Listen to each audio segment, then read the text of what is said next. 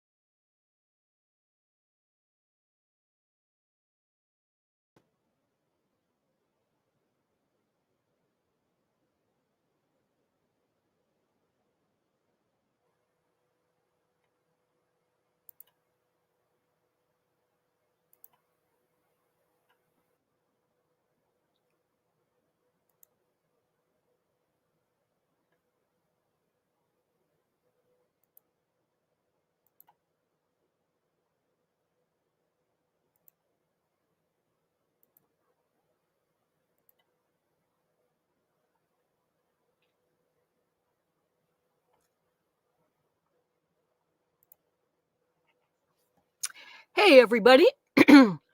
As you can see, the J-Bot's taken over yet again. Super glad to see everyone that's here in the chat. And for those of you who may be appearing for us on the replay later, welcome to you as well.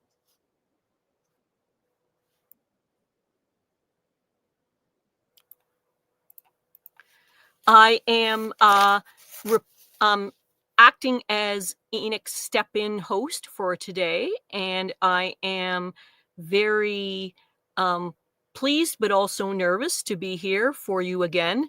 For those of you who may have looked at our theme for today, we're going to be trying to discuss vegetable garden myths, some of the things that you may have heard about vegetable gardens that have been sometimes often repeated and may not be factually true. So what I'm basically doing is welcoming the audience in to be able to discuss those things later on. But that's going to be later in our show. So we're doing a slightly different format today, not following a guest. It's going to be me and you just having a casual discussion about vegetable garden myths. And today I'm going to be starting with a short opening garden tour, and I'm going to be showing you basically what I would call the good, the bad, and the ugly of my garden at this time of year. Many gardening media creators show absolutely picture perfect, fantastic gardens. And as we all know, that's not really fully the truth. So I'm going to kind of show you some of the parts about my garden that's the ugly phase it's going through right now, that they're going to be real pictures, but they're going to be real life. And they're going to show elements that might not really be, again, something that someone might put in a gardening magazine or something like that. So we'll start with the good is just a quick picture. And this is one of my garden boxes. I have 3 of them, and they are empty, and I can't really grow anything this time of year. It's a little bit too early for me to put any greens in there.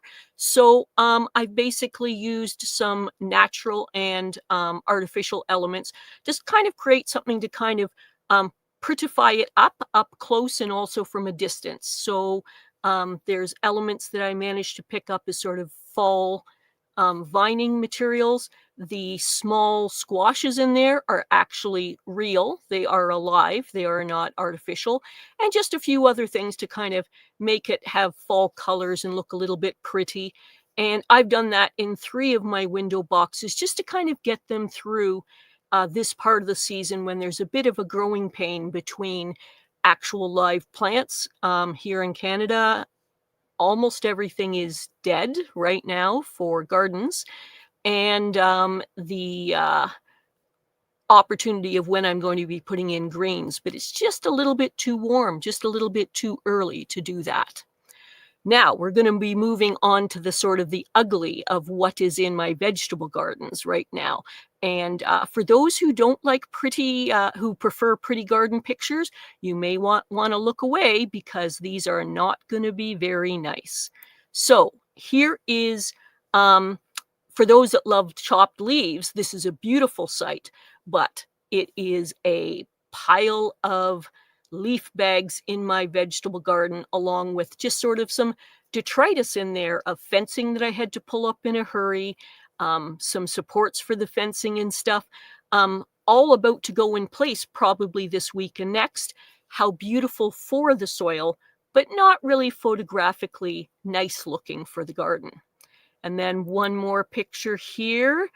This is actually a relatively nice part of my garden. This is my own home garden. That's my own focus. And as you can see, there is some life still going on in there. I have cold weather crops that I planned for this year, including Brussels sprouts, Swiss chard, kohlrabi, a couple types of Swiss chard, kale, and then up in the window boxes is about 5 types of lettuce and 2 types of radish that are just hanging in now. They're managing, but they're not happy at this stage, but they're still edible and growing. And as you can see by that picture, today I actually struggled to actually leave my garden because it was a beautiful fall day.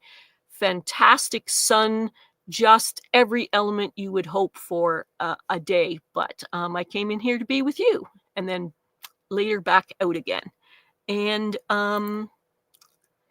again, part of this is my secondary garden, and sorry for the shadow at the front, but basically my yard cart and tons and tons of leaves. And then also there's bags of spent mushroom substrate in there, chopped up leaves, and you'll see pile of leaves in there because those are the areas of the garden where I'm currently not growing anything.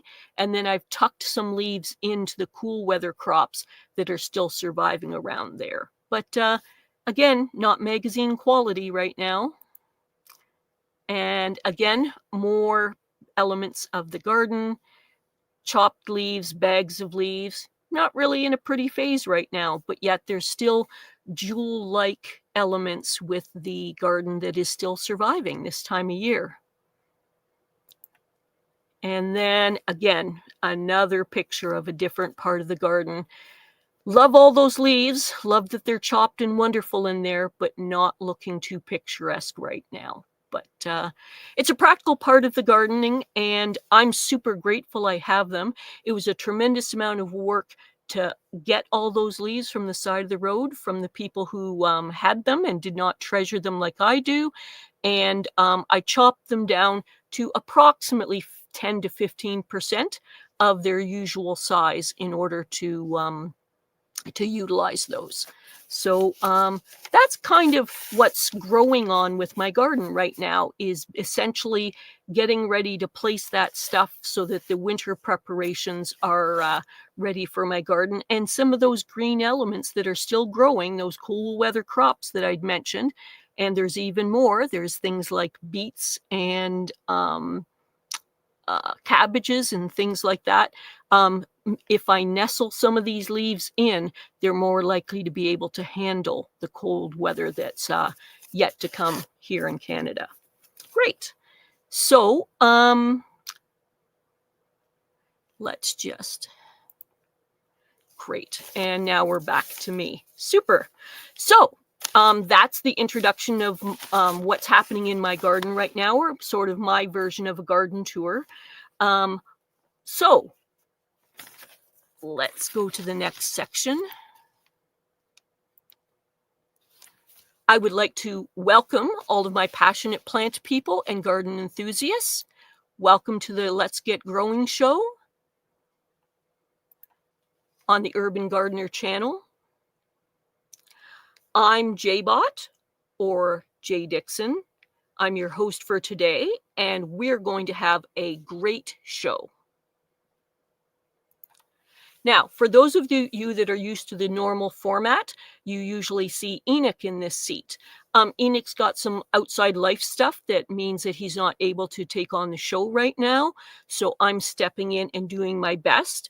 I'm really hoping, because I am in the learning stages, I'm the apprentice right now, that some of you will be kind of gentle with me and a bit forgiving where I'm not quite as right on the mark about some of this stuff as I should be or could be. I am super happy to see all of you here, though, and we're going to move on to the next part of our show. I'm just going to describe for you that we will be later in the show doing a discussion about garden myths, specifically about vegetable garden myths. So what I'm hoping to hear from some of you is some of the garden myths that you've heard but you know are not true, ones that you wondered about, just any of that kind of stuff regarding vegetable garden myths and how they may be related to it. I'm open to discussions really on any gardening topic, but I've just kind of created a bit of a theme so that we can kind of focus the show today. So I'm just going to check in with some of you and see those of you who are here in the chat and just say hi to some of you. So here we are seeing Dusty Flats. Hey, super. I'm very glad that you are here. And Shawnee Grows, fantastic. I am grateful for you being here today. And I didn't see his regular introduction, but Rob's Allotment Gardening is here.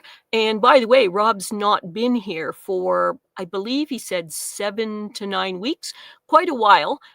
Sort of feel bad for him, but sort of don't, because I'm pretty sure he was on a long vacation. So we're grateful to have him back here. And let's see.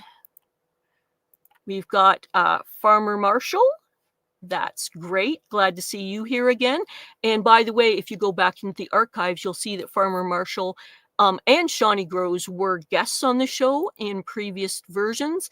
And if you go back into those past shows, you will see that. Let's see, who else have we got here? We've got Bowtie Life, which is Bowtie Dave. He is being a fabulous last-minute help to the show by facilitating for me in the chat area. And I am extremely grateful because I didn't give him very much notice before requesting this help. And to be honest with you, filling Enoch's shoes is a bit of a big gulp for me. So I am super glad that Bowtie is helping us in the area, or I think he wants to be known as Bowtron, so we'll call him Bowtron for today. But I am super grateful for him being here. And let's see, I'm trying to make sure I don't miss anyone. Rick Thillian from Australia is connecting, and he says new header for Enoch. Yeah, that's me fumbling around and doing my best to get the show established and on YouTube, and will be really honest, not really knowing what I'm doing. So this me trying the best. So yes, it is a slightly different header, mainly because of my own failings in things. So that's not an Enoch mess up. That is a JBot mess up. So let's see, who else have we got here? Oh, Adam is here. Fantastic. So Adam is our other moderator, and I am super grateful for his help here today. That is fantastic. Oh, and Muddy Puddle Farm. So Muddy Puddles Farm has ended up being a regular here, and we're grateful that you are here today. And I am not nearly as smooth as Enoch at this. The doing the behind the scenes production as well as hosting is, again, a bit of a stretch for me. And there's Feeding Fred. Glad that you are here. Hello, everybody. Hello to you too.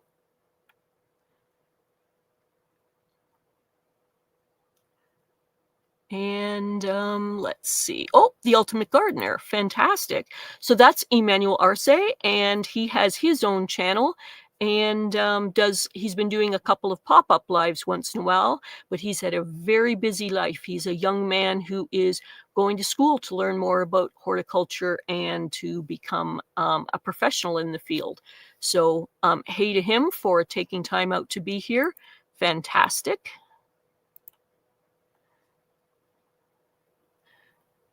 And let's see. Oop.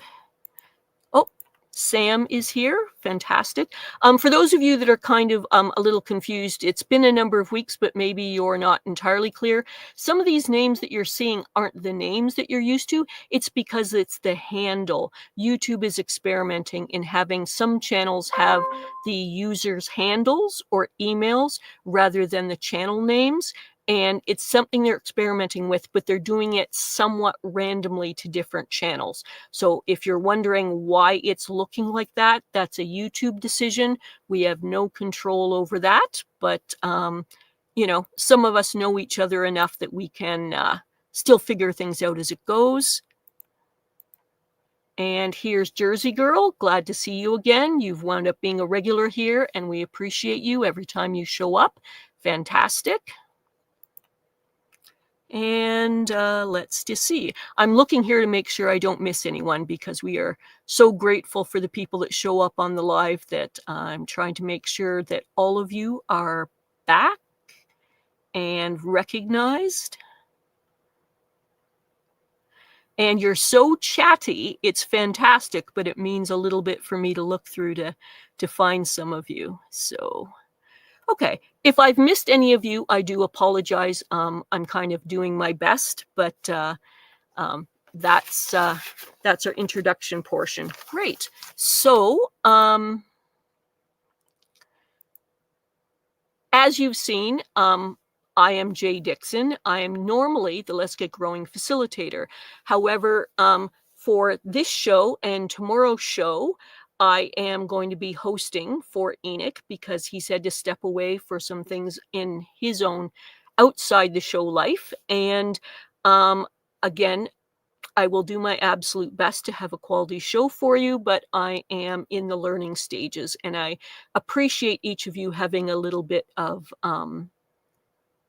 grace towards my weaknesses as I kind of learn my way through.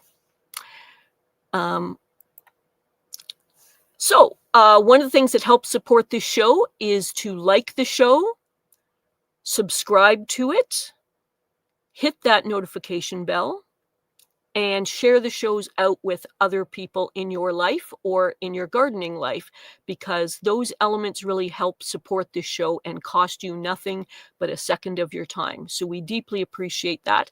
And I'm saying that to the live crew, but I'm also saying it to people who appear on the replay. Every Saturday and Sunday, this show goes at 11 a.m. PST, Pacific Time, 2 p.m. Eastern Standard Time, and 7 p.m. in the UK. And we also appreciate people who are in other parts of the world for showing up for our show.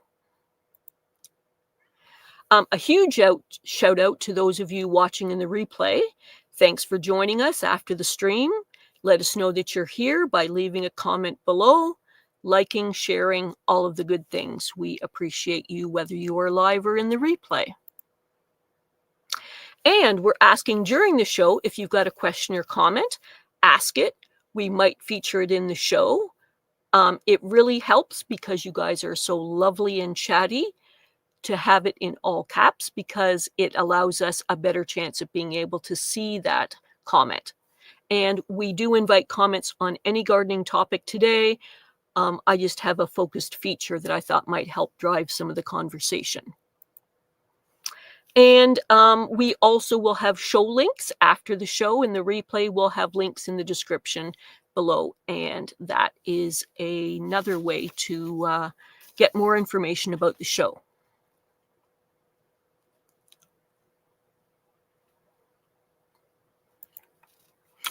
Okay, so I'd like to thank all of you that have been here, and we're going to have a brief break for an ad, and then we're going to come back and focus on today's theme for the show.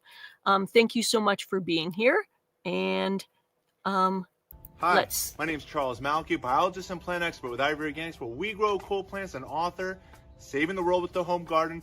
Ivory Organic 3-in-1 Plant Guard has 7 natural oils that protect your plants, not just from the summer heat as well as winter cold, but also protects your plants from damaging insects and rodents.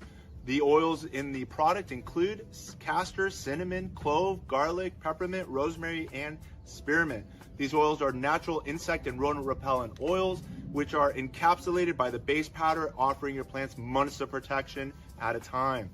1 application per year will suffice for protection against damaging summer sunburn and winter sun scald, but if the target is pests, application as much as 2 to 3 times a year may be necessary.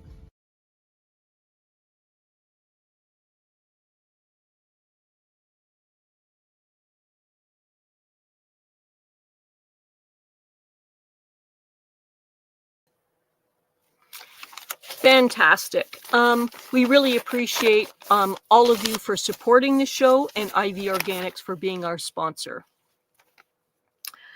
Okay, so now I'm going to take a short time and just discuss what's going on in my garden. At the beginning of the show, you got to see just a few quick snapshots showing sort of the ugly portions of my garden. One of the most satisfying things that's been happening lately is just a general cleanup.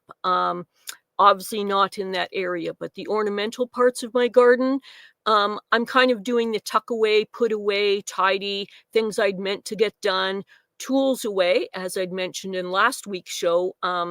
Some garden elf had left things pretty untidy and tools where they shouldn't be if I intend to have a long life with them. It's just necessary to keep things in a certain order just for the health of your garden and, again, the longevity of your tools and just to have some satisfaction in your garden. So today I actually spent a beautiful bit of the morning in just an absolutely stunning sun, blue sky, clouds, very light breeze, just about as postcard perfect a day as you could ever imagine.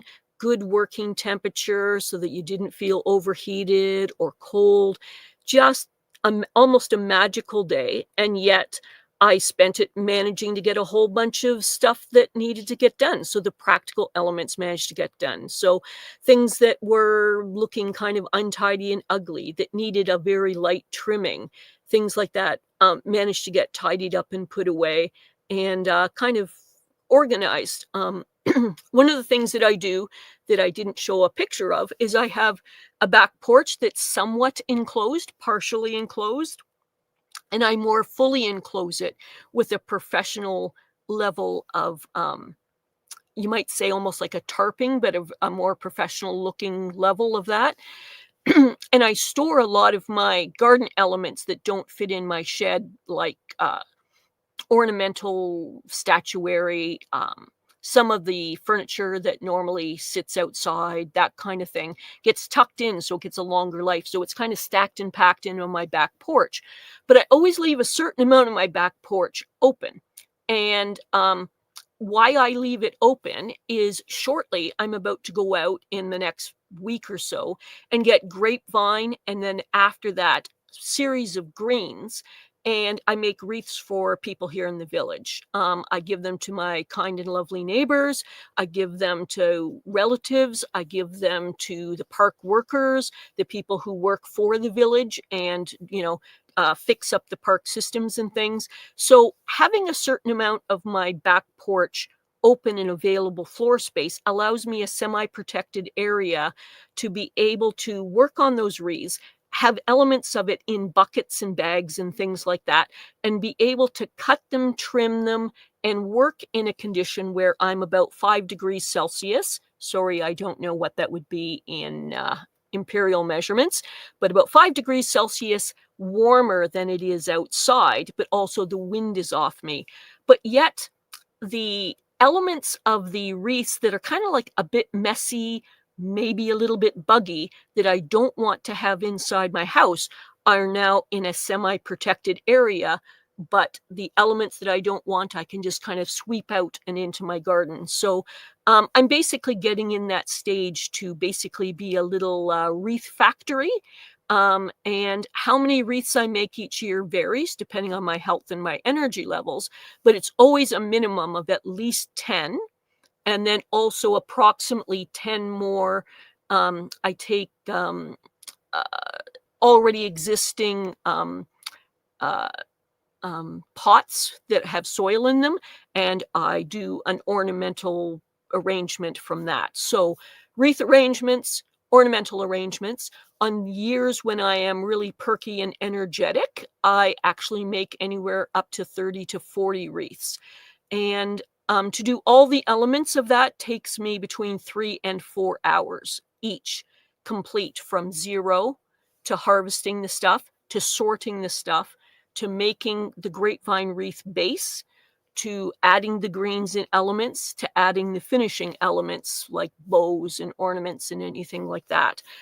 I purposefully make them in a way so that the base of the wreath, meaning the grapevine and the greens, are absolutely compostable and recyclable, meaning that there's certain elements that I add on that are decorative, but they are temporary. They're easily seen to be removed, so that if someone, we all live here in a tiny village where it's small space living, and I want it so that people who receive the wreaths have the ability to recycle them, put them in compost, whatever they want, just by removing a few small elements. And then they don't have to store it or use it again if they don't want to. But with a grapevine base, if they choose to, they can use it from year after year if they want. So different people have different mindsets about that. But that's something I'm kind of gearing up towards, the stages of production to get ready for that. And essentially making my semi-protected back porch available is one of the steps so that I can do that and, quite frankly, be less uncomfortable. And perhaps in future shows, I will show some pictures of how I set that up. But essentially, I make my completely out-of-season garden have a range of different greens sized by type and the size of them. And I sort them all around and have them available to me almost as a smorgasbord, getting ready to use them to make these wreaths for everyone. So that's what's going on. And then I went out and did a little bit of necessary stuff in my garden, as you saw by some of those pictures, is the last loads of leaves, the last load of mushroom compost and that stuff all went out to my garden today and got piled in heaps. And then I ran out of time and had to come back for the show. But what a glorious day it was today. Absolutely fabulous day. I almost felt like a kid who didn't want to come inside, when your mom calls you in for supper and stuff like that. And it's like, I still want to play. And honestly, that was kind of my mindset and stuff right then. So great. Okay. So I'm just going to go back to discussing some of our past shows. And in recent shows, we had, let's just see.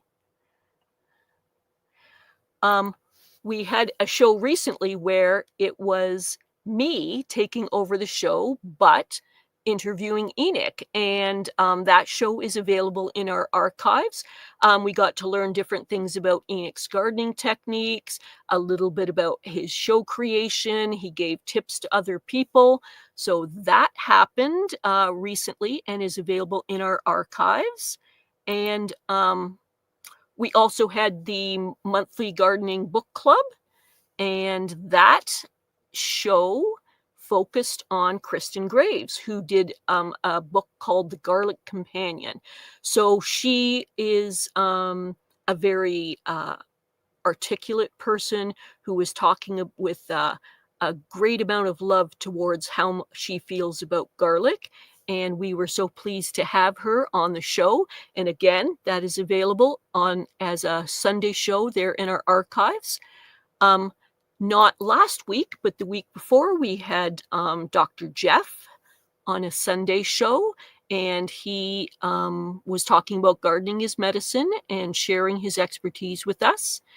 And we also had the previous Sunday, we had Gardner Scott available, and he did his usual thing of answering so many of our garden questions. And it really helps the show for you to go back and see those shows that you missed, and is another way of supporting us.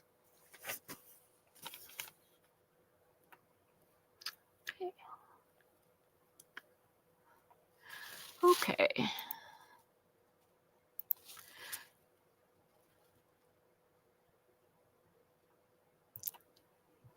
So, today's theme for the show is about vegetable gardening myths. So many of you have different experiences and opinions about what myths you may have found in gardening, and many of us are trying to focus on having gardening be a little more fact-based, because some of the myths that people hear can lead them astray, so that it's actually using up their valuable resources of time, money, seed. So we are talking about how the gardening myths can be a little bit of a problem for gardeners.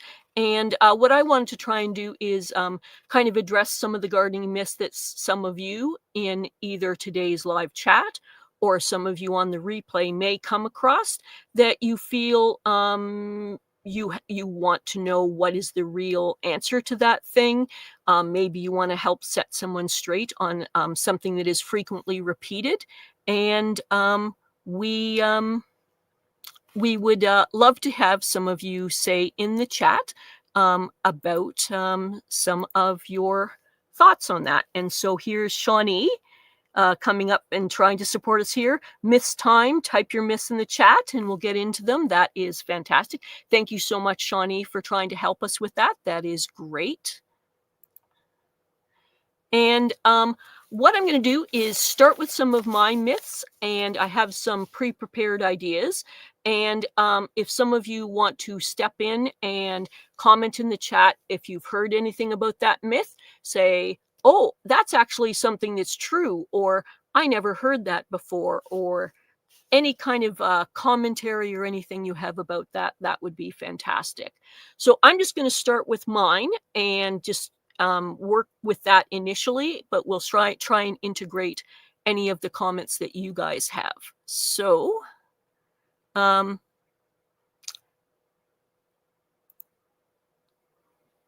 one of the things that really helps us if you want to be included on the show is if you have a question or comment, to have it in all caps, because that really helps us out in terms of being able to find it, because again, you guys are lovely, but you're very, very chatty. So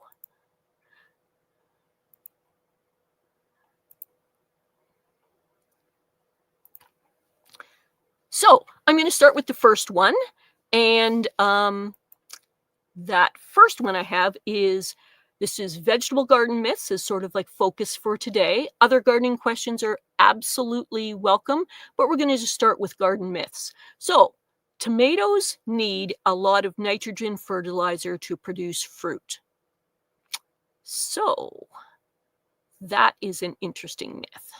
So if any of you in the comments have any thoughts on that idea, that tomatoes need a lot of nitrogen fertilizer to produce fruit, do you think that is a true thing? Do you think that it's applicable to gardening? What are your thoughts on that?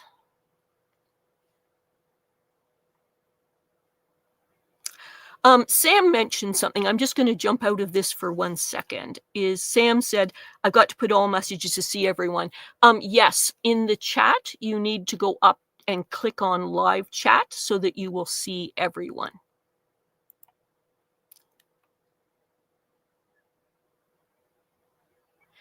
And just while we're talking about tomatoes needing nitrogen, I'm just going to say hello to a couple of other people who've popped in.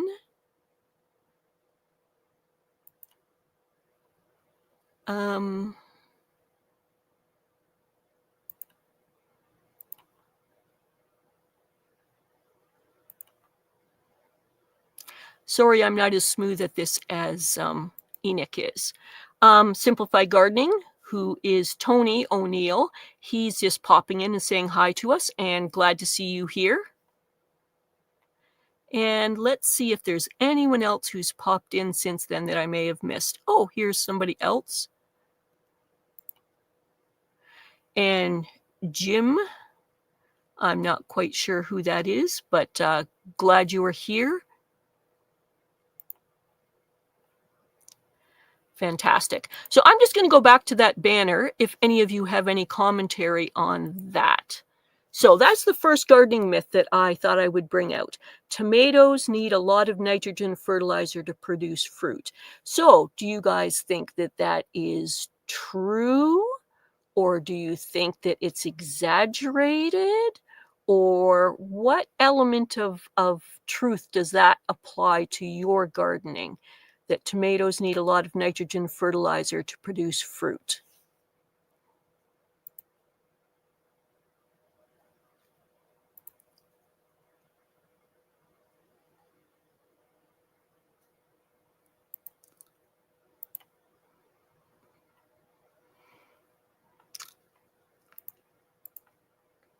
So here's Dusty Flats. Fertilizer needs to be balanced, and if one is missing, others can't be absorbed. Very good thought. That's someone who's going into advanced level gardening. Most people who are early gardeners, who are newbies, think that applying fertilizer is, always a good thing. So there we go.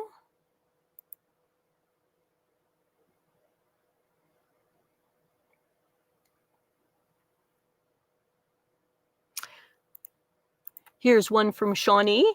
More nitrogen does not equal produce fruit. So I think she's saying that it doesn't, the math doesn't math, I guess is what she's saying, is that more fertilizer isn't the only way to get more fruit. Yes.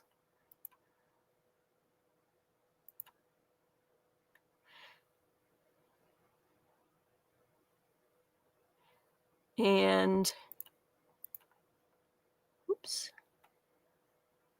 Yes, got a taste of hosting. Yes. Well, it's a situation where Enoch had to step away for a while, and I'm stepping in and doing my very best at kind of the last minute. So I am grateful for all of you for being patient with my fumbles and foibles about things. Oh, and we have Paul from Guten Gardening stopped in. Hey, Paul, glad you're here. So, now let's see. Notes.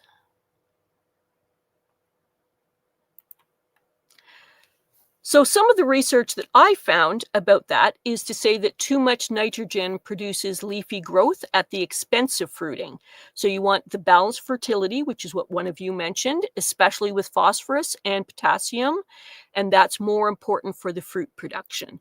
So that was the short bit of information that I wanted to impart on that possible myth that is sometimes repeated, especially for people who are newbie gardeners. Okay, so the next one is you should water your vegetable garden every day for best growth. So most of you are not beginner gardeners, so that you'll already see where that might not apply to gardening, but yet honestly, I live in an area where we have community gardens, and I hear this one repeated pretty frequently. So if any of you have any thoughts about the idea of whether you should water your vegetable garden every day, I would love to hear it in the chats.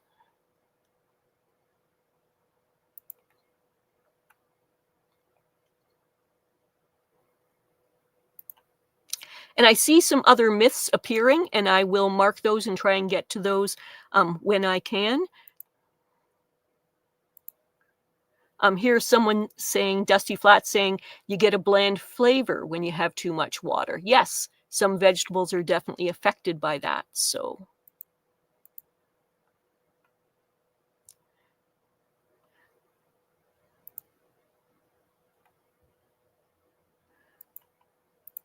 And here's Tony's words about that. 3 times a week, you must water deeply to force the roots to go down and search for water, and they become better to withstand drought. So there we're hearing from a very reputable source what are the true thoughts about the best way to be watering.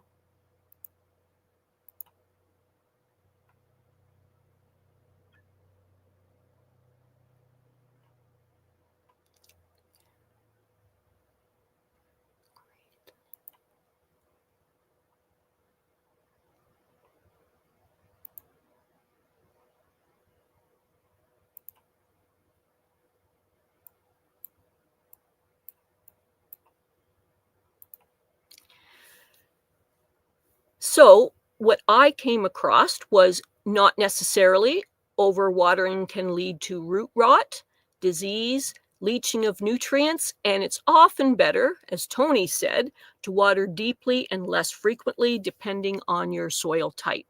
So you want to adjust it for the actual conditions that exist within your garden.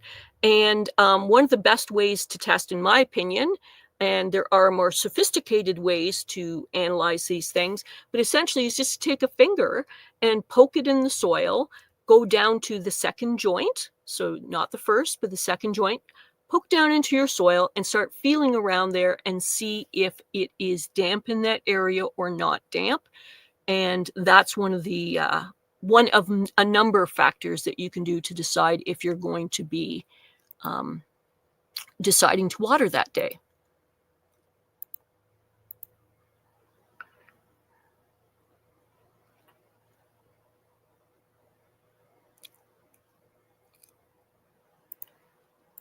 And Shawnee mentions here, my green stalk needed water every day. Yes, that's another factor about watering is the size of the container, whether it's exposed to full sun, and there's various different factors that can affect watering. So it's kind of like a not really a one size fits all, which was the element of the beginning of the myth, is water regularly regardless. And then again, maybe Mother Nature's watered for you. So I've actually seen people with automatic watering systems going to beat the band, and the difficulty is that there isn't a need for that water at that time. And as I'd mentioned in the commentary, there is various different elements that can that you can actually flood out and do damage to your plants if you do that. So, and someone else here, Dusty Flats, mentions, yes, container gardening could be an exception, especially dark colored pots. So again, the color of the pots, the size of the pots, what you have contained in them, what is your air temperature, is the area are those containers fully exposed to the sun? So there's many different reasons that you may be having to adapt what is the amount of water. And it's a little difficult sometimes for newbies that you say, when do you water? And it's like, depends. And I've just started on some of the elements. There are many. Depends. So many elements of why you may have to adjust the watering. But I teach them that finger test, and that kind of helps a little bit. Yes. So,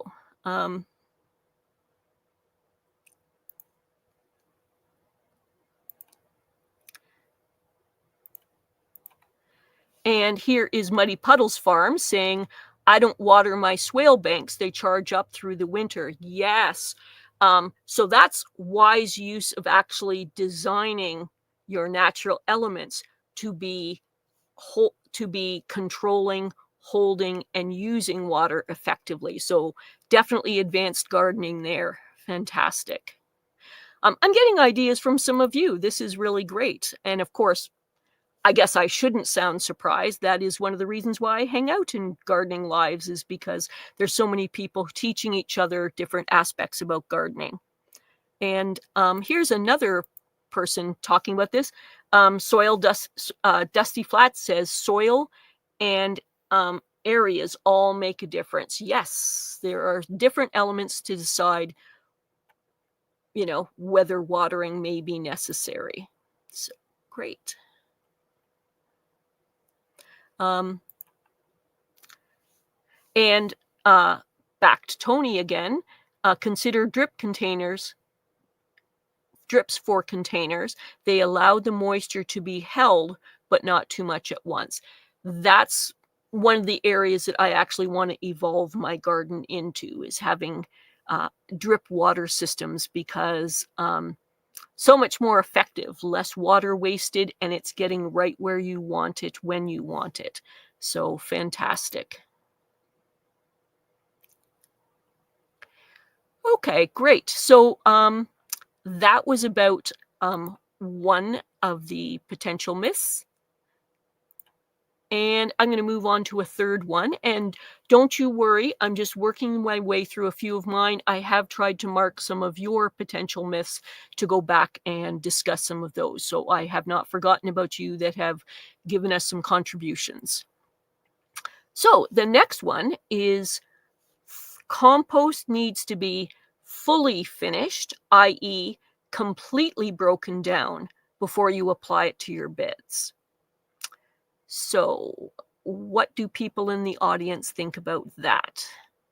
Do we need to completely break down our compost? And I almost feel like I love Tony being here, but his advanced level of knowledge, having created a composting book, which all of you, I strongly recommend checking out. He will absolutely know the answer to this, but just wanted to see what some of you have to say about the idea whether your compost needs to be fully finished before you apply it to your beds.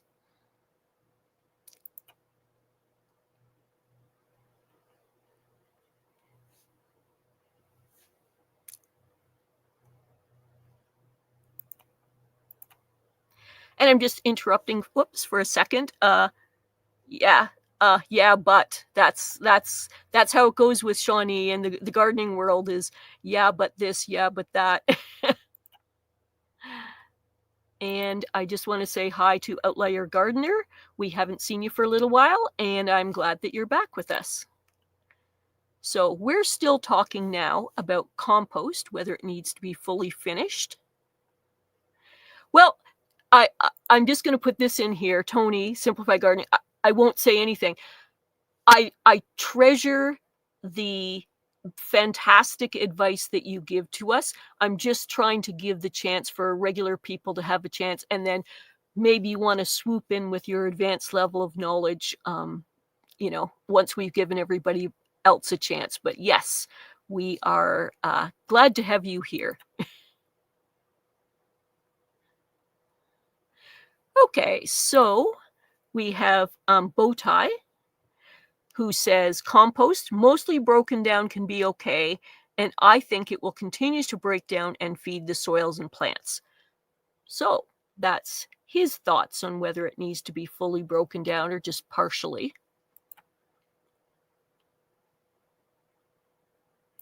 And Shawnee says it depends on what type of compost. Yes. Or how fully broke down it is, or maybe whether it's in contact with the plant or just a little bit distant from it.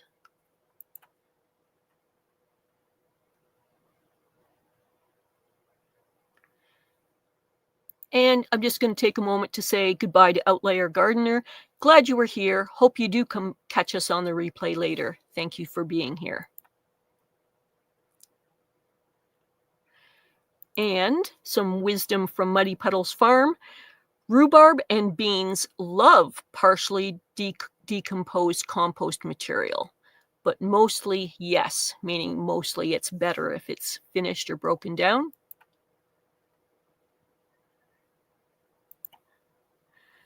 Adam saying, don't get Tony and I preaching on compost.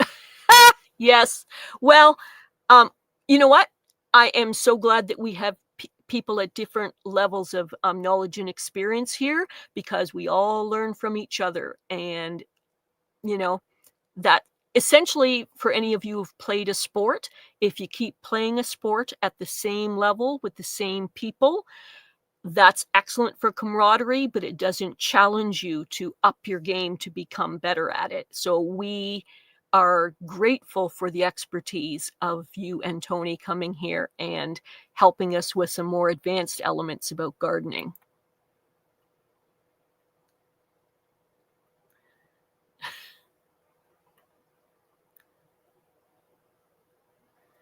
Great.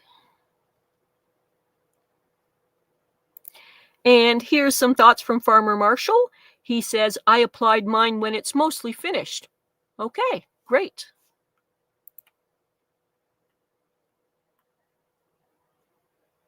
And if I've missed any of your comments, I do apologize.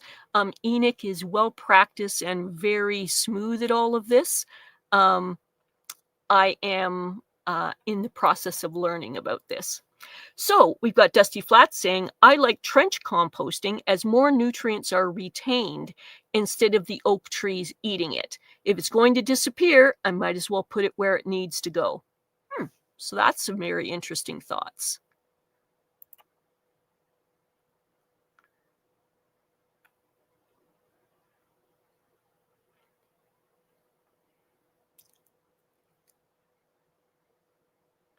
Okay, so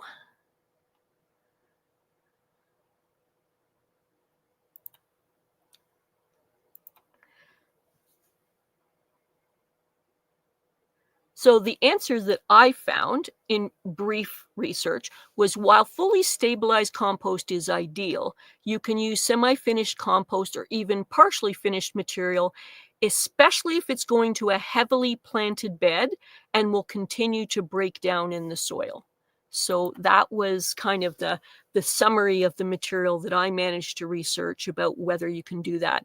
I tend to apply my semi-finished stuff around this time of year so that my compost is going in my empty or near empty areas to continue to break down. And I'm not quite so worried about having animal predation, because we do get a little bit of mice and voles and squirrels and rabbits kind of attracted to the smells and functions of that. So the empty areas of my beds right now, because about a third are fully planted with cold weather crops. So the empty areas, I'm not quite so worried about a little bit of the smells and the predation coming in from that partially finished compost, but also it's giving it that winter to break down. But what that does is it gives me empty compost bins or near empty ones in order to put more stuff in. So that's kind of my the functions for me. I have multiple compost bins. Hear that, Tony? Multiple compost bins. Not nearly as large and fancy as yours, small space living, but I believe I'm currently at about, I think, 9 now. And some of the ones near the house that handle food products are somewhat sealed. And at this time of year, I try and empty these into the garden waste compost bins that are some distance away, but they're away from people. So the smells and stuff that kind of accumulate from my not very good composting gets put in a distant area at a time when hardly anybody wants to be around it. So the fact that my composting is not nearly as pitch perfect as it should be doesn't matter as much, because there's less people around to disturb, and it's moved out to an area where basically I go out to the garden these days and I'm the only person there. So if my compost smells a little bit before I get that chopped up leaves in there, not too many people to even bother about it. So that's kind of the story on that.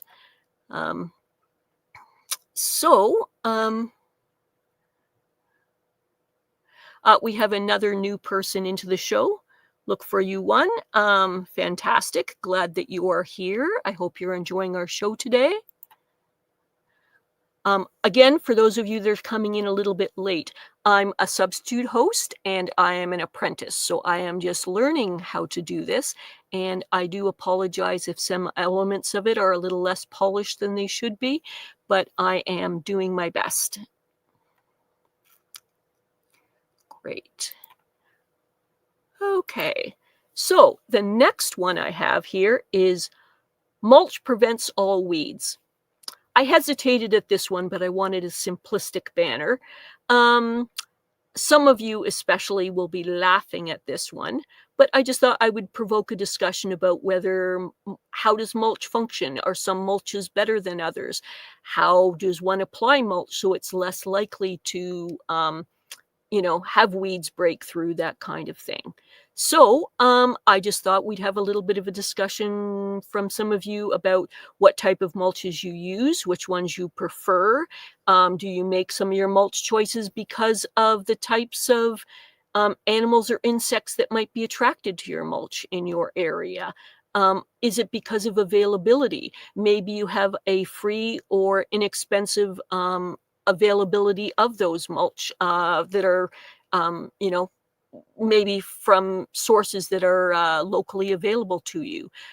Perhaps we're talking about mulch, whether it's going to be in ornamental beds. Is it going to be in a pathway? Is it going to be in an active vegetable garden area? So I would like to hear some of your thoughts about mulch and how it can function to help with, they're talking about weeds, but of course we all know mulch has many functions and processes in the garden. So let's hear from some of you your thoughts about mulch. And we have this one from Bowtie saying, does mulch heat soil in summer? Yeah, that's a thought. What types? What colors? Is it actually going to be warming up soil? And is that something that you want? So that's part of it. And here we are with Tony giving us his expertise. Mulch blocks out light, great for annuals. Perennials will require multiple years to kill off completely. And if they punch through, they will need to be removed quickly to prevent the roots from feeding. Yes. Okay.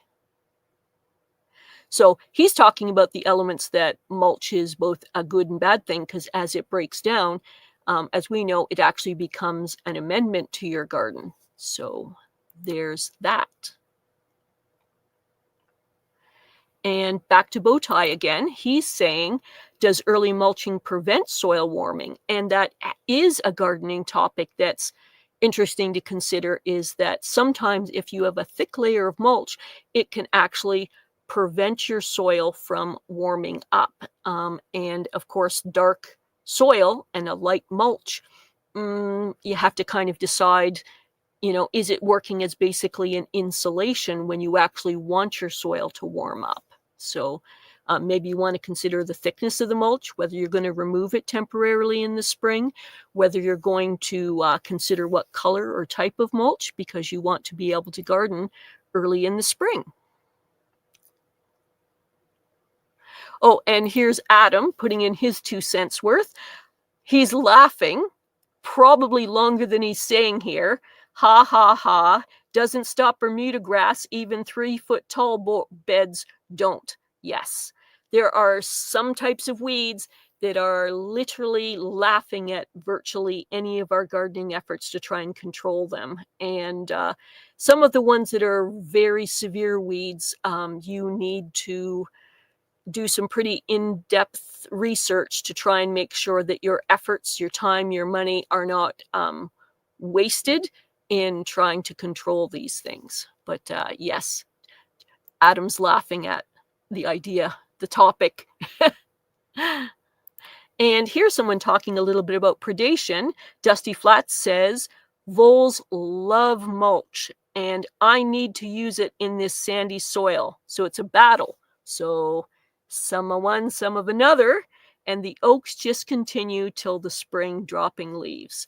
Yes, I used to run a gardening landscaping business, and some of my clients that were a little less in touch with nature would say, oh, when can you come in to clean up the leaves from here?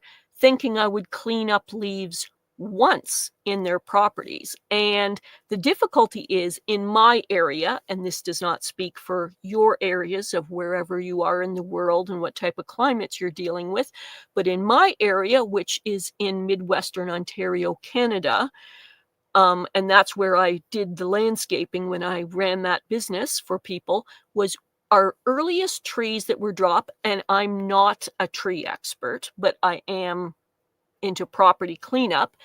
The first trees would start dropping August 15th, and that was generally speaking different species of crabapple. And I'll call it the last, but really wasn't the last. The last trees that were still dropping leaves was around December 15th to 20th. And that was some of the most very large, very persistent species of some maples.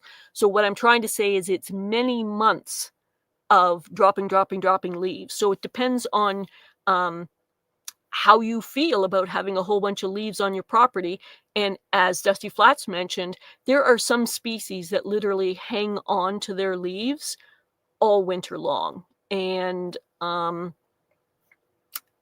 that's just the way that they are. So that's great. And here's another comment from Tony. Mulch perfect for all sorts of reasons. Yes, I almost feel like perhaps we should do a show entirely on mulch. There is just so many gorgeous uses for mulch, and I can't believe that so many elements of mulch can be free to us, literally sitting at the curb, put out by our neighbors, easily found under trees. Yes, I could, maybe that's going to be Tony's next book. Mulch for everyone for all reasons and seasons, or something like that. So I get 25 cents if you use that title, Tony. And here's another comment from Tony, is that mulch can have a cooling effect.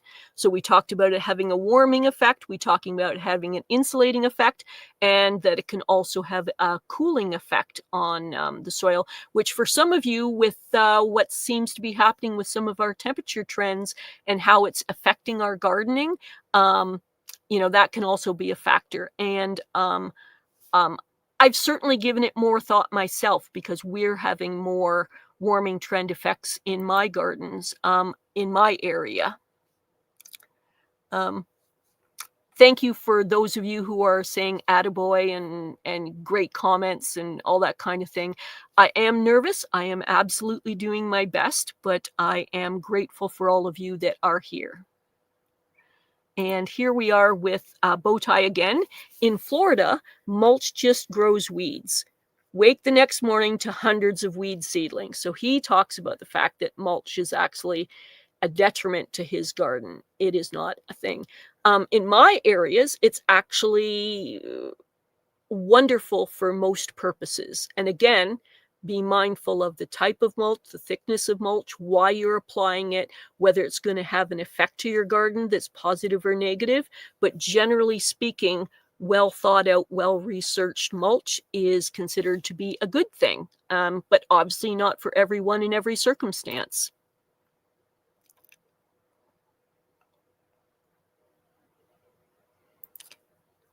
And Outback Taz says, who, what, where, when is that question? Yes. So one of the things that's difficult for, I do a program where just myself, each gardening season, I try and adopt one or two newbies, and I try to sort of handheld them through the first and second year, because I'd somewhere researched, heard of a study that I'm not going to be able to quote right offhand, but that something like 70% of most first-year gardeners quit gardening and never go back to it. And I felt that that was a really sad circumstance. And I felt that it was a loss of all that enthusiasm, energy, someone wanting to do a good thing. So one of the things I do is I call it adopt a newbie. And I try and adopt 1 to 2 local newbies in my village and kind of handhold them through all the processes. I help them with seeds. I help them with the structure. I help them work out the soil. I help them with soil amendments. Whatever they need, I kind of am led by them and their garden, and I kind of help them through the difficulties of that first garden. And as Outback Taz says there, who, what, where, when, gardening is both a simple thing and a complex thing, and sometimes it can be really overwhelming when you're a newbie and don't have the answers. So if you can have an experienced person kind of step up and go, oh, when that happened to me this time and this time, what you're likely to need is this, and to kind of help you through the reasoning of the signs and the symptoms to detect that issue or problem with your soil, your plants, pests, whatever is going on that's perhaps a little overwhelming if you don't have that life experience. It is very helpful to have an experienced person step through. And I kind of feel like it's part of my giving back is to do that so that they're more likely to have more gardeners in my area, happy gardeners, informed gardeners. And then I still kind of step in later years that I have different ways that they can contact me. And when they have individual specific problems, I kind of come up and try to help them out with that. And I encourage some of you to consider doing that too, whether it's online or in real life. But definitely for me, it's the real life thing of me popping over and going, oh, you said you needed tomato seeds to start for this winter. Here's a bunch of tomato seeds for you. What appeals to you? What do you want to grow? And just making it available to them. So that kind of immediacy, and almost always they follow up with a couple more questions when you're physically there right in front of them. What I'm going to do is don't have time. Yeah, this is Tony. Don't have time for another book for some time. Yes, he's a very busy man. He's usually got a number of projects and experiences going on in his life. Plus, he works full time and has a family and other things. So none of that. So my book idea will not be coming up. And this is a follow-up from Bowtie saying, despite our intense sun, mulch most definitely cools our soil. So now he's talking about another element of the soil, of the mulch that actually works as a positive for him. So that's the thing about gardening is sometimes things aren't a straight ahead answer. It's a depends. It's under what circumstances. How are you using it? Why are you using it? And here's him. Let's talk about sheet mulching. That's what I use a lot. It works great for me and my mental bandwidth. Fantastic. Great.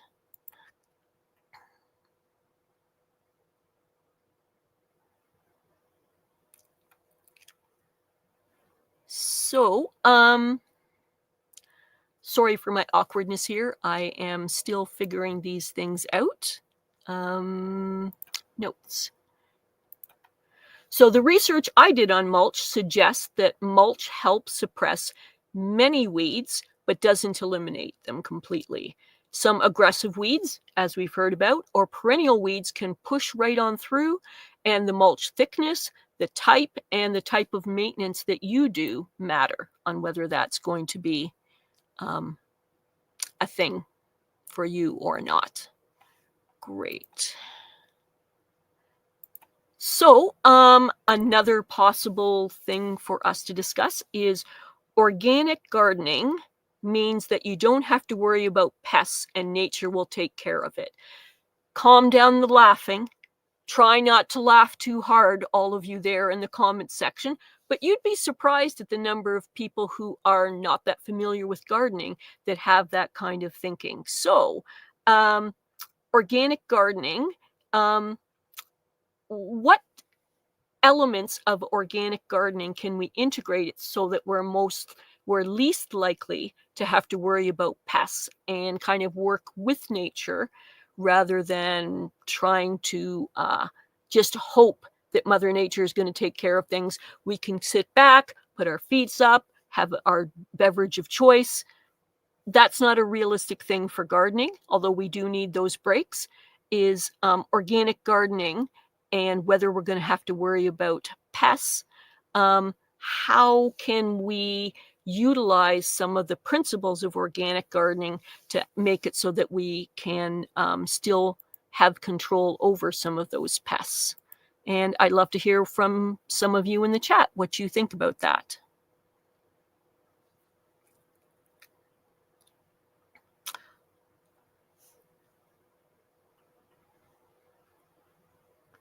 I'm just going to quickly show a shout out to Leslie Spates, who's here. And I'm sorry if I mispronounce your last name there, but we are grateful that you are here today.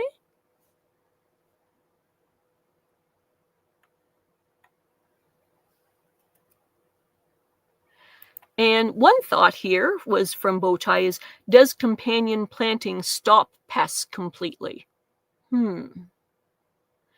I think in my experience, companion planting is one of multiple elements we can use when we're organically gardening to help reduce pest pressure. And one of the things that I really like is some people utilize basically a trap crop, an attracted plant that you will put further away to control those pests and have them attracted to that particular thing, and maybe away from the crops that you want to protect.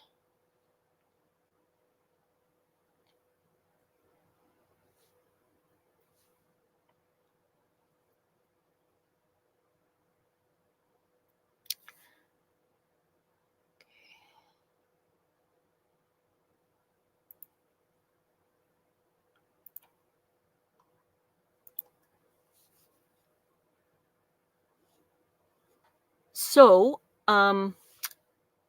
organic gardening doesn't mean that it's entirely pest-free. It requires active management like crop rotation, beneficial insects, row covers, organic treatments, and relying on nature alone can leave you vulnerable. One of the things that I'm evolving towards in my gardening, and it is a little intimidating, is something called integrated pest management systems. And if you ever have a diagnosed issue regarding whether it's pests, whether it's disease, if you do some quick searches from reliable sources regarding integrated pest management, once you've identified that issue or problem and put in integrated pest management, many of these are well-renowned research facilities, usually out of universities and colleges, and they will handhold you through every element you will need to know to deal with that issue of a nutrition deficiency, a pest element, a disease element, and it's like gold that this information is available to us free of charge. So that's great. Now, I'm just going to pause some of my questions right now and just see what some of you might have put in the chat regarding gardening myths. And let's just see if I can bring some of those up. So,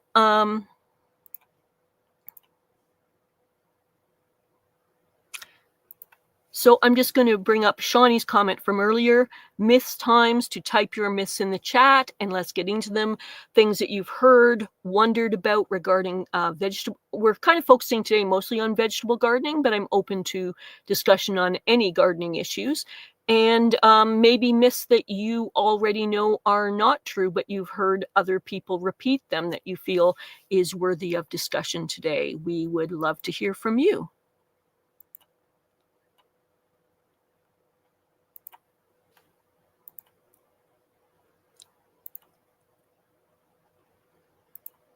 Great.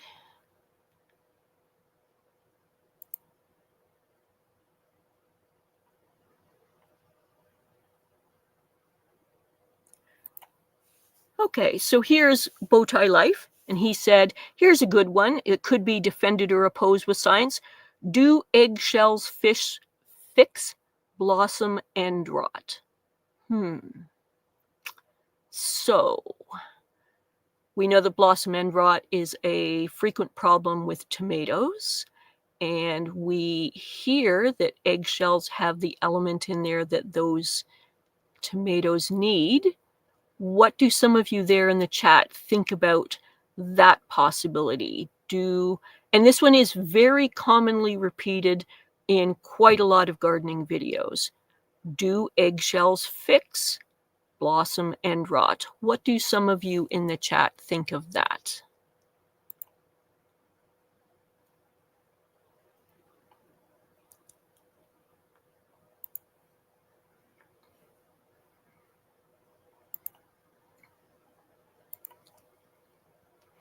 So let's hear in your comments what you think of that.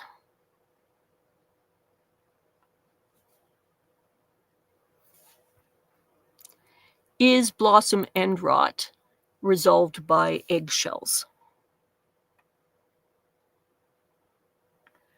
So we've got Tony here in the chat giving us the correct answer, which is blossom end rot is caused by irregular watering, not a calcium deficiency. Most soil has plenty of calcium. The issue is that you rotted off the feeder roots and they can't absorb it. So essentially, it's a calcium uptake issue by the irregular watering, and the plant is no longer able to take that up. So the solution doesn't lie in the eggshells, which do contain calcium, but it can't be taken up into the plant. It's an issue of your watering and whether it's regular or irregular.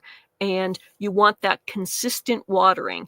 And if you get a real deluge of water from nature, from rains, you want to be super careful about not adding to that with your own watering afterwards. As Tony has mentioned here, you can actually rot off the ends of the feeder roots so that they can't even take that calcium that is fully and completely available inside the soil. And yet those eggshells, that myth of adding the eggshells to soil is commonly repeated throughout a lot of gardening circles. So now we all know better if we didn't already know better before we mentioned it today. So thank you for that, Tony. I really appreciate that. And as a follow-up on that, Bowtie Life, David, or Botron as he is today, mentioned that he said, my compost has a good answer for eggshells. Yes. So what most people should do, and Tony can certainly speak to this as well, is if you're going to use your eggshells in your garden, one of the best uses for it is to break it down fairly small, put it within your compost, and let it work its way through that system rather than trying to look at it as a curative for your tomatoes and the blossom end rot.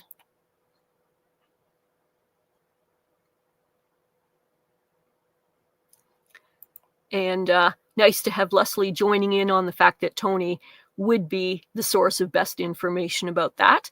Repeating yet again for any of you who came late, Tony, Simplify Gardening, has written a book about composting. He's written multiple books. He has, if any of you go to numerous sources that have his books, he has numerous published books, and they are a great resource for any of you who want to look into that. And here we are with, again, more follow-up. Solution is to foliar feed until the plant regrows the feeder roots. So he's giving us the follow-up of what else we need to do to fix that problem once it was established, besides the correct watering. And someone else, Bowtie Life, the disqualifier here is most soil. Yes, none of the advice that we're giving you is a complete answer to one size fits all. You have to have, for example, as Bowtie Life has mentioned, there's a chance to have soil with no calcium, but the eggs need to be well composted too. So that's another thing towards the idea of soil testing and accurate soil testing, so you actually know what you're working with in your area. And so we're going to go on to a new myth, I think. And this is by Adam. Most newer gardeners misunderstand the hardiness zones. The hardiness zones are for perennials, and it is based off the lowest temperature of winter, and the hardiness zones have nothing to do with our annual gardens. And oh boy, is that one that's misunderstood a lot of the time. So part of the reason I read that so slow is because it was a lot of information contained in that just couple of sentences. So, and once in a while, I slip and make this mistake myself, but the hardiness zones are regarding your perennials and the lowest average temperatures for winter in your zones. And I think one of the confusions there is people confuse it with things like first frost date and last frost date, because that's regarding cold in your garden. But hardiness zones is reflected in that. And just as a little thing here, Outlier Gardener is saying, Botron, great nickname. Yes, that was basically what's happened is I've had to step in to help Enoch with some of the hosting responsibilities for the show for a little while. And that means that I can't also be doing my normal facilitator duties in the chat. And so I reached out to Dave, who is excellently stepped up with some fabulous skills to help us with facilitation in the live chats, and he called himself Botron, and it's his way of joking off because my nickname is J-Bot, so he's kind of playing off that a little bit.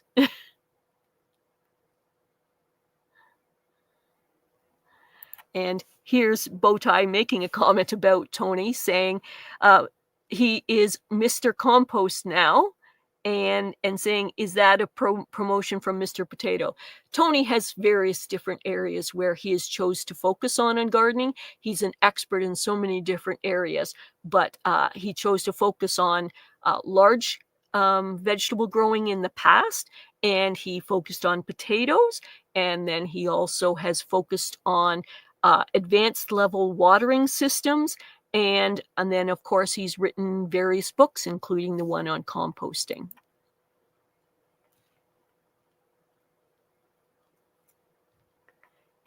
And this is a follow-up on what we've said about newbies with gardening, is most new gardeners are starting with annuals.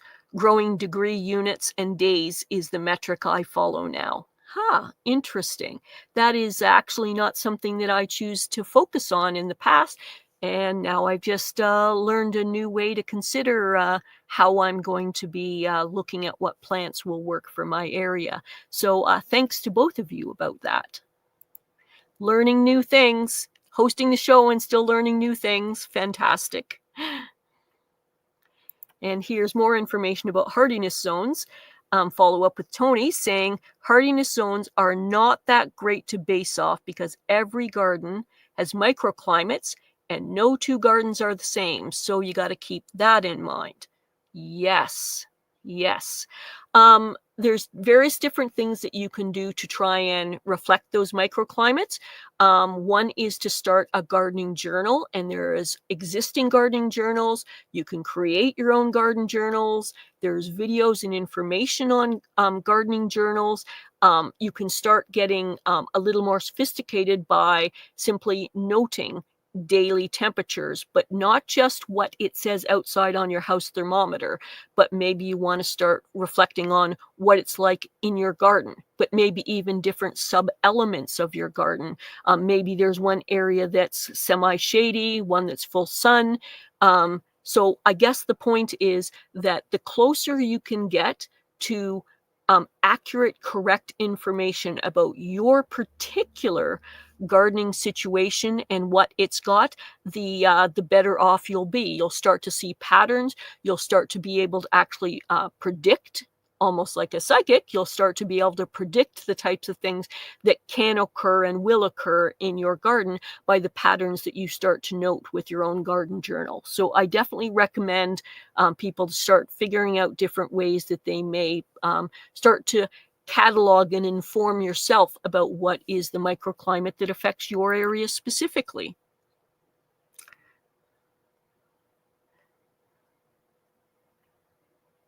So,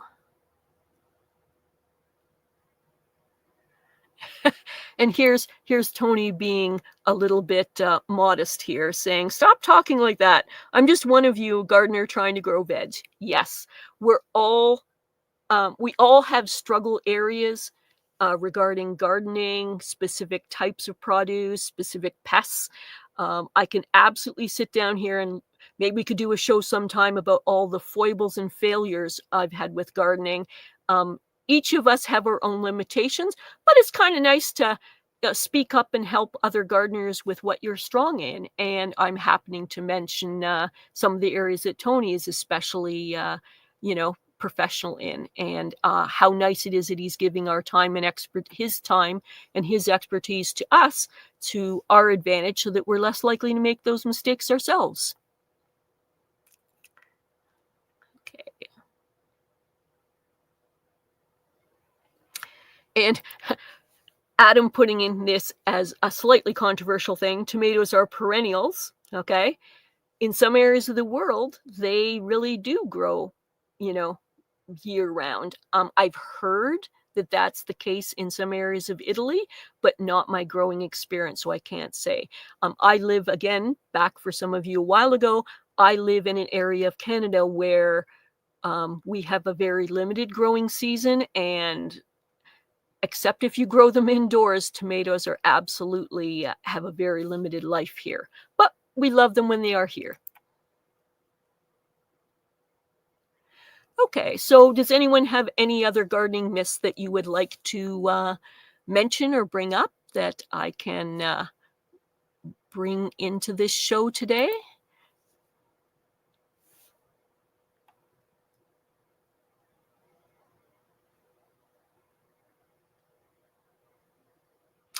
So I'm going to throw in one more here.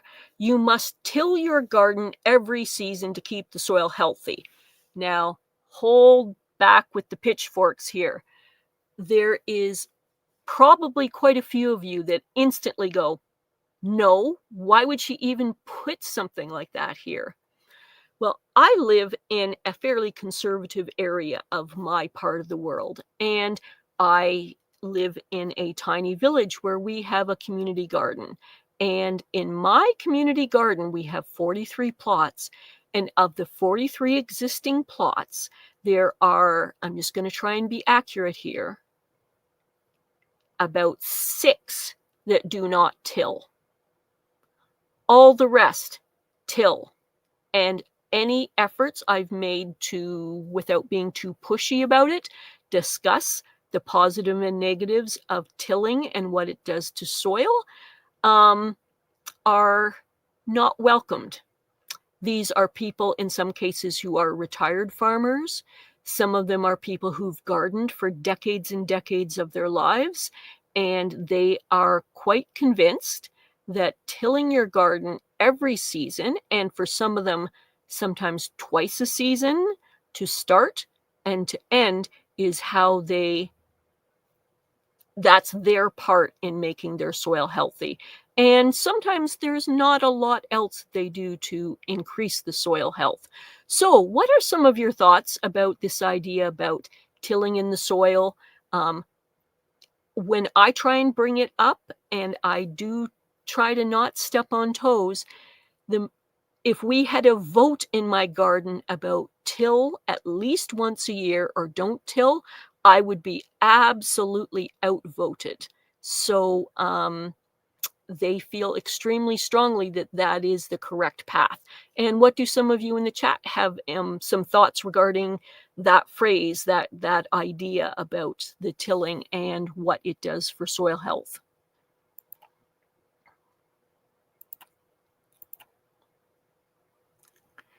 And just before we do that, I'm just going to say a quick hi to Big West Lawn Care. Haven't seen you around for a while and glad to see you back again.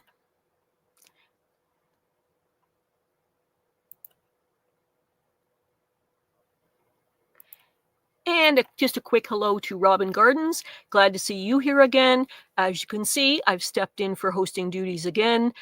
Enoch, unfortunately, is not available to do the show for a little while. And so you're getting the apprentice doing her best to try and have a show that's worth watching, something that's engaging and informative for you. But it's not quite the usual format or full on as the usual show. And the current thing that we are discussing, is whether a gardener should be tilling in their garden. And the vote is, let's say, I would say 90% or more of the gardeners in my area fully believe this. And to discuss that, Muddy Puddles Farm, it has been the norm to till every year for a long time. My dad made us double dig every year. I remember being told to double dig and did do it maybe 30 years ago because he thought it was best. Needless to say, I didn't like gardening for quite some time after that. Wow. Yes. And Simplify Gardening, Tony.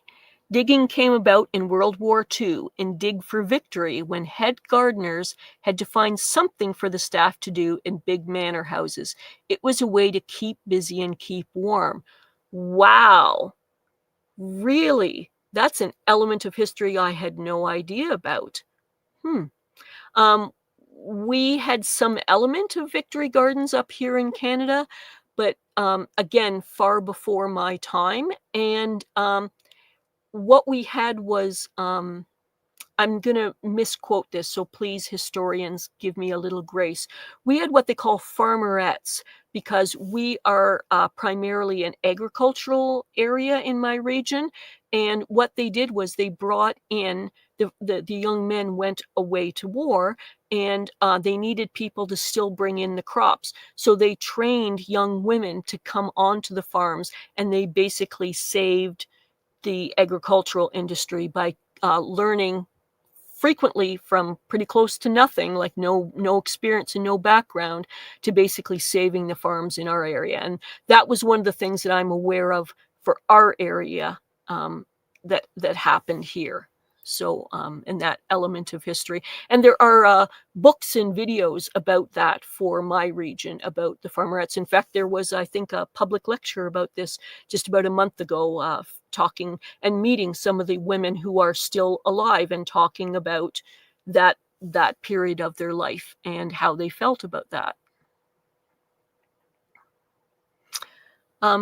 So for any of you who are coming late, and I just want to say hi to, I'm not going to try your name, but I'm super grateful you are here.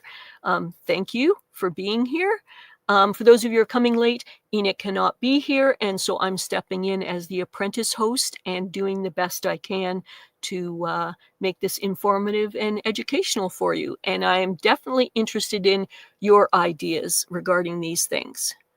And here's another one by Adam, who again is a soil expert.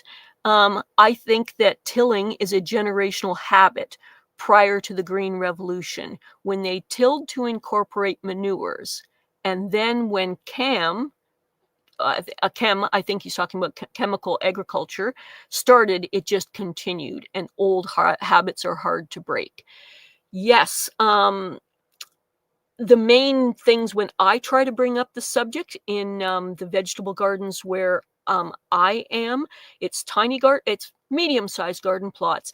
And the main argument when I try to discuss it, not argument, but retort, when I try to discuss why there's alternatives to soil structure and how to keep it healthy, is basically comes down to what Adam mentioned here is tradition. This is how we've always done it. This has got to be the right way. People before me did it. I was always taught this is the way, so this is the way. And unfortunately, some of them are even master gardeners, which is a little bit sad that they didn't learn about or didn't recall the important parts about soil structure and soil health. And it's a hard thing to overcome because they're talking kind of emotionally and traditionally, whereas I'm trying to talk a little bit more towards the idea of science and health. And there's not everybody's receptive, I'll put it that way. So yes. And here's Muddy Puddle Farms talking, saying, I use minimal disturbance gardening, meaning I will dig up perennial weeds, but otherwise leave it alone. Ah, interesting. I can't say I have a definite only way I do things. I try to keep evolving and improving my knowledge and experience as I go on. So if you were to say, what do I do with soil? It depends when you were talking about, because I kind of am trying to be essentially a learning machine regarding gardening and learning from those of you in this chat and this channel, as well as other gardening channels, trying to do some decent research and stuff to try and, I don't know if I'd say perfect my gardening, but to evolve myself and my gardening along with the learning that is being made available to me. And so I've done different things at different phases. And when someone comes up with a new idea, I note it down and go home and research for a while and see what I can from reputable sources about whether it's reliable information, and decide if I'm going to integrate that into my new learning experience. What a world that we have now in terms of free available information. I would feel like I'm almost discrediting the system if I didn't evolve and improve as new things became available to me. So,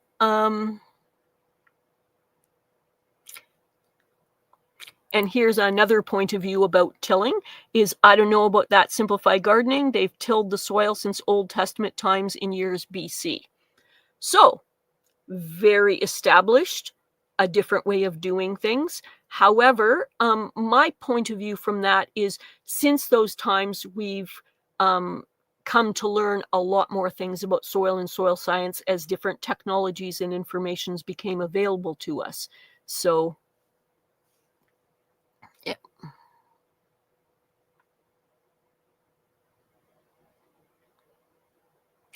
And here's Big Wes's Lawn Care. He said, I'm trying not to back people into corners with intense dogma. I do get excited about new learnings, but I go seek cutting edge stuff. So I'm blessed to know who to spend time listening to. Yes. Yes.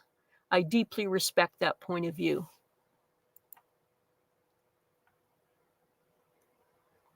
And here's Robin Gardens talking about that subject, saying, I like the minimal disturbance phrase. I totally dig if it's needed. However, if I find less weeds with no till.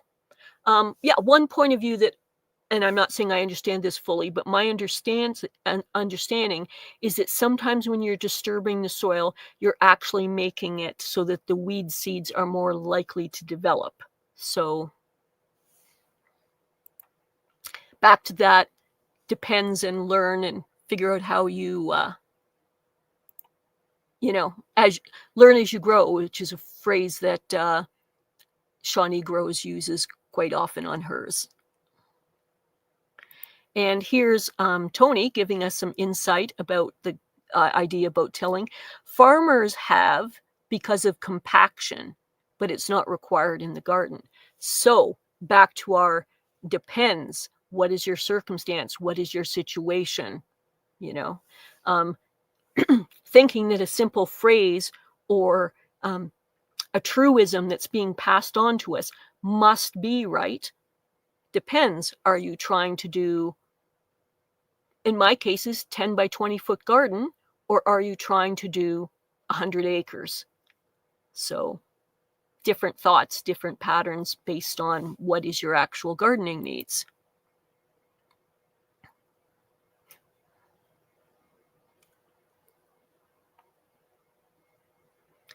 Okay. So here's Shawnee Grows talking about different types of tilling. So I just use the word tilling, and she's bringing up the idea that it's disc, chisel, vertical, cultivate, plow, all different levels of tilling. So she's pointing out that, there's more to consider about that in, my simple phrase.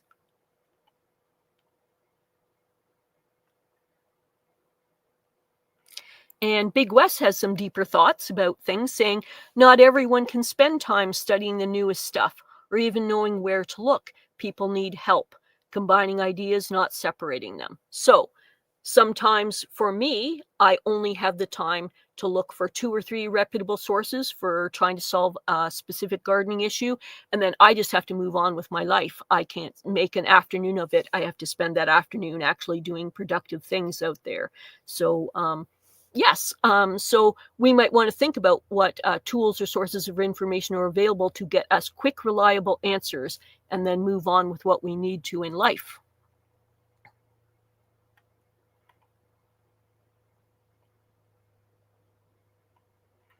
Okay.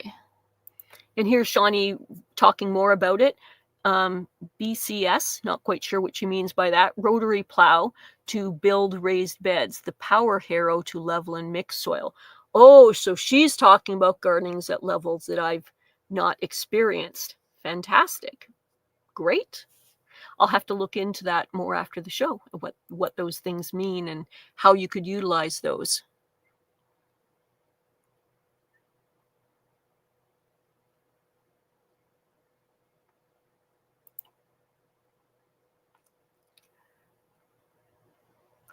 Okay, so Janet McDonald is bringing up, in nature, layers become mulch, then compost without digging. I'm not quite sure what that says. Something about chicken scratch for insects, and that's not deep. So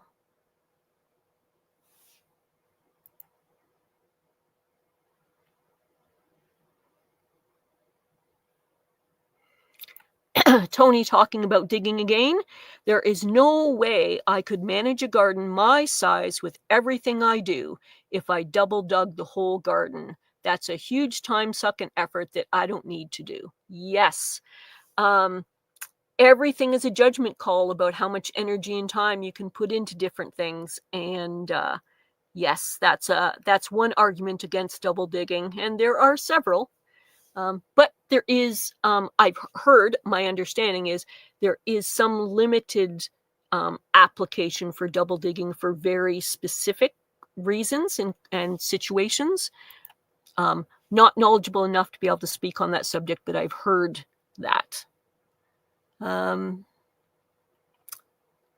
I like this set of phrase. He said, Sam's saying, good way to put that, Jay, always evolving your garden style. Yes, well, I'm hoping that with every input of information, I analyze it and judge what is most applicable to my situation, potentially other people's situation, and changing my mind if it makes good sense to do so, changing my practices if it makes good sense to do so.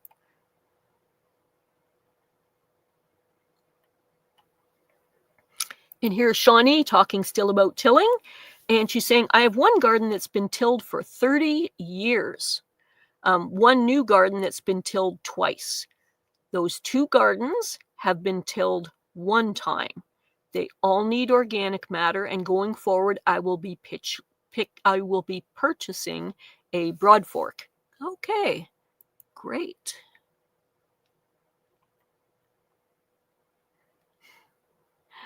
Okay, so I'm just going to let's see if I can get back to this.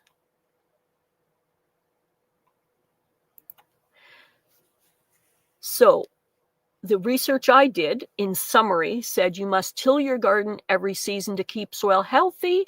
Said no. Frequent tilling can damage the soil structure, harm the beneficial organisms, and accelerate erosion. No-till or reduced-till practices can help you maintain your soil health over time. Great.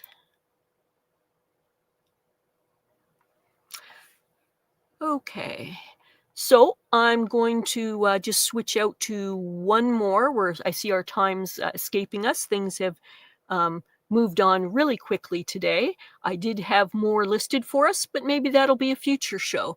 I'm going to do one more prepared possible banner for us. And this one is raised beds dry out too quickly. Better to plant directly in the ground. So, what do some of you in the chat have thoughts about raised beds? Can they dry out too quickly? Is there certain materials that are better or worse for having your beds warm up or dry out? Maybe there's situations where you want them to dry out more quickly. Maybe there's circumstances where you do not. Maybe you want to adjust what kind of materials you have in your garden bed to compensate for that. Maybe it depends on where you live, where the garden bed is placed. Is it full sun? So I would love to hear from some of you in the chat your thoughts about, is it possible that raised beds do dry out sooner? Have you found that to be a situation in your gardens? And did you make a choice maybe for specific plants because of cost, because of space, because of time, maybe, or specific plants you chose to plant directly in the soil rather than in raised beds? So I would love to hear from some of you about your thoughts about that subject. And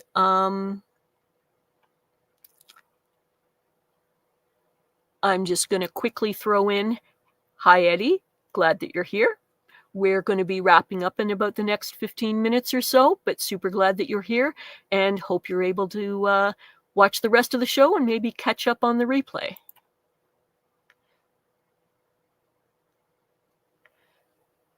So, Bowtie Life has raised beds at his place, and he says his gets watered every 2 to 4 days, depending on the time of year. And Bowtie's location is in Florida, very close to the water. So that's his circumstance. It's a very moist area where he is. So, but the soil there, the native soil, is actually pretty much, I'm going to call it pure sand.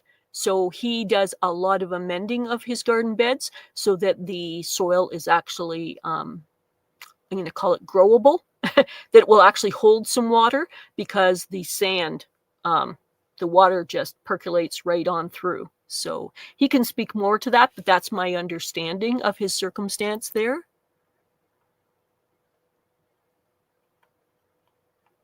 Anyone else have some thoughts about raised beds and whether they dry out quickly or any adaptations you might want to have? And I am open to people disagreeing with some of the things that I'm talking about, or clarifying or explaining it differently or better, especially if you can follow up with some sources or whatever in the comments.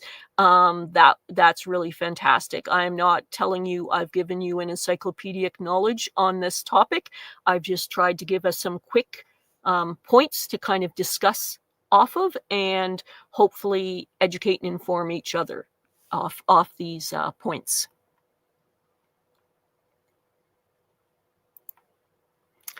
So Adam's talking about his first 2 years at his current home, that he had to broad fork his in-ground beds due to compacted soil and decomposed granite nearly 2 feet deep.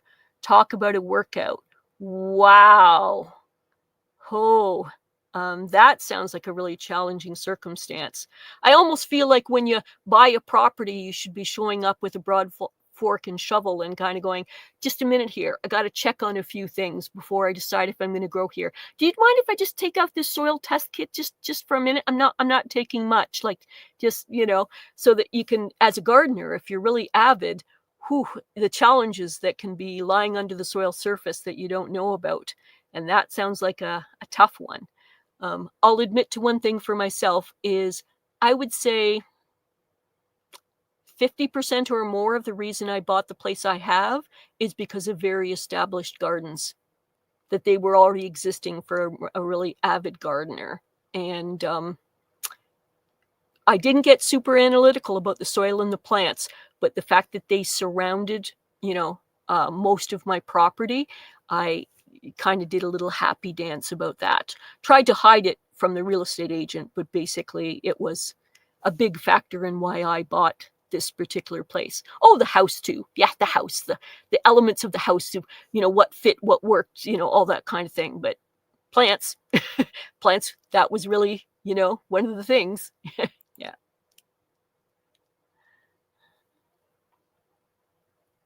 So, any other thoughts about raised beds? Let's see. So Shawnee is talking, and she is saying, all of my gardens are in the ground, over 3,000 square feet. Oh, what it would take to make those raised beds. Wow. Even if she did mounded beds. Whoa. Next year, the plan is to top dress with compost, broad fork, mulch heavily, soil drench with fermented plant juices, chopping and dropping. Yes, even just that, exhausting. Oh, yes. She's an ambitious lady to be gardening that much.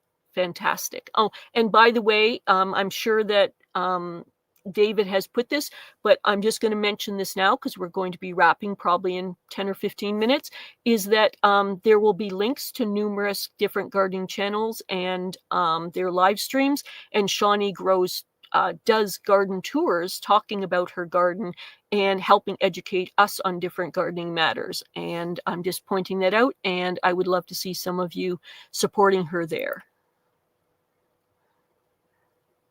Okay.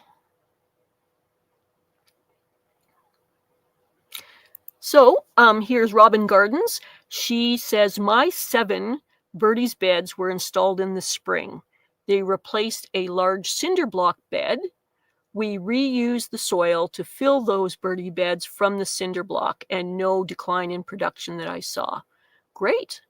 Fantastic. Robin's quite an experienced gardener, so she probably gave a fair bit of thought about what she put into those original cinder block and then later Birdie's beds, like the quality of the soil and what all she put in them. For me, my raised beds are actually kind of a form of adapted hugelkultur, partly for economy, like, cheap fill is basically the thing, but also practical fill that basically the adapted hugelkultur helps use up some of the curbside waste that's in my community. It fills the beds so that they are raised to a better height for me, which is the way I'm eventually evolving my garden as I age, is to keep raising my beds so there's less bending for me. But also it breaks down. So it's essentially, and I'm oversimplifying, but basically a form of composting underneath my growing soil. So that's the way that I did my raised beds. Not necessarily what anyone else has to do. That's just my choice. Oh, and the other thing I'm doing is my raised beds are gradually becoming more permanent, meaning I'm creating I'm experimenting with a few different things, but basically as the wooden raised beds that are mostly frame beds are finishing off their lifespan, I am evolving on to more permanent beds. And in fact, today I was sorting a whole bunch of metal I have to essentially move on some of my garden beds, hopefully either late this fall or early next spring, to turn them into metal beds so that I will have more metal beds, and that'll allow me to keep gardening into my seniorhood and not rebuilding garden beds all the time, because ain't got time for that when you're 70, 80 years old. So I'm taking care of it while I still can. Great. And so here's some thoughts from Muddy Puddles Farms. Deep tillage or double dig once only for an area with a hard pan of compaction, usually caused by large machines. Yes.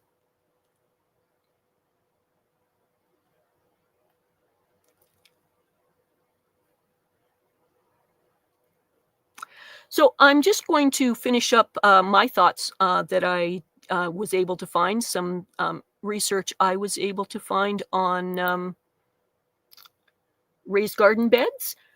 We have a lot of other material we could be discussing on myths, but for right now, I will close out this particular one. It says, the research I was able to do, which is limited, while raised beds may dry faster, you can mitigate that with good soil mix, organic matter, and mulching. The benefits, which include better drainage, earlier warming, often outweigh the drawbacks. So,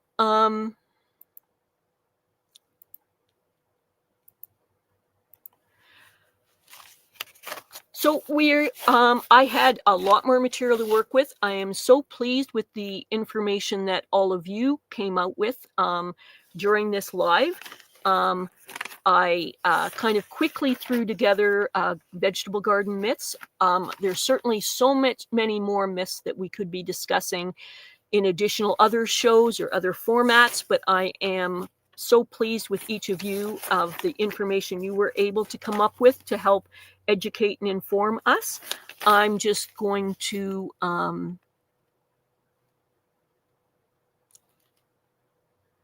remind you that we want to like, subscribe, and share to help support this channel. Enoch's had to step away. Any kind of support that we can give to him, and these are ways that we can support this channel at no cost and minimal time, to click those areas to help support the show. And just a reminder that we're going to be meeting here every Saturday and Sunday at 11 a.m. Pacific, 2 p.m. Eastern, and 7 p.m. UK time. Greenwich Mean Time is their current thing. I want to also give a huge shout out to those of you watching on the replay, and thanking you for joining us in the stream. And let us know that you were here by leaving a comment below. And a reminder to Enoch, it would be a great support to him if you were to do direct donations. We have links down in the video description about Cash App, Venmo, PayPal. Just a reminder, and again, no pressure for those of you that, this is not a possibility, is that about 3 or 4 weeks ago, he had to replace his camera. And that was, again, a big unexpected expense. You guys came through wonderfully. A couple of months now ago, we basically had a donation drive, and you guys came up wonderfully and essentially saved his channel by allowing him to replace his equipment. But we still have a need. There's a couple of things going on regarding that camera and the replacement cost for that. And also he is hoping to be able to do trips to do outside venues and outside events, and there is a cost involved in that. So any donations that any of you can make, and the reason I mention those ones specifically is those are lower cost to the channel, those direct options, but any donations in any way are appreciated.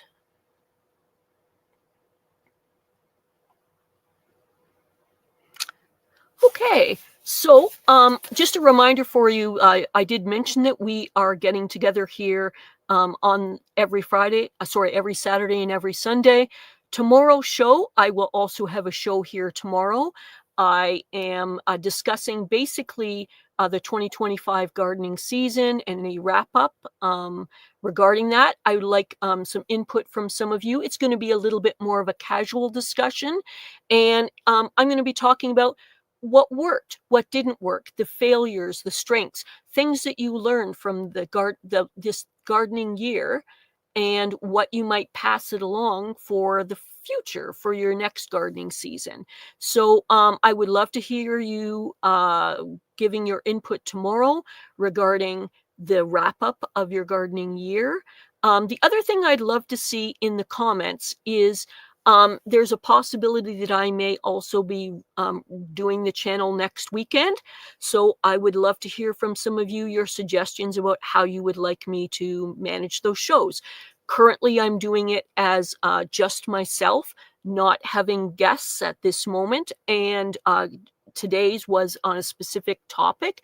I'm open to doing more of that, or I'm open to suggestions you might have for a specific guest I might invite on, or a specific topic we might be able to discuss regarding gardening. So I would like to thank all of you for your time and your patience. Again, I do apologize for the fact that you got the apprentice just doing their best, but I do appreciate how much you guys have been supportive of me and willing to kind of overlook the weaknesses in my presentation style. I am evolving and improving, as we were talking about earlier with my gardening, and I hope I'm evolving and improving in the ways that I'm able to help support Enoch when he had to step away from the show, and all of you for being here for this show. I put it every time in the comments at the end that we appreciate you, but when I say that, I really do mean it, and I hope that you take that in as being an authentic thing. I really do appreciate all of you. Hope to see you again. Don't forget, like, subscribe, follow, consider donations. We appreciate all of your support. We'll be here tomorrow. And again, in the comments after this show, if you have any suggestions on how I should possibly do the show, what subjects or areas in which to do the show for next weekend, I am open to your ideas. Hope to see you here tomorrow, and let's get growing. Thank you all. Bye.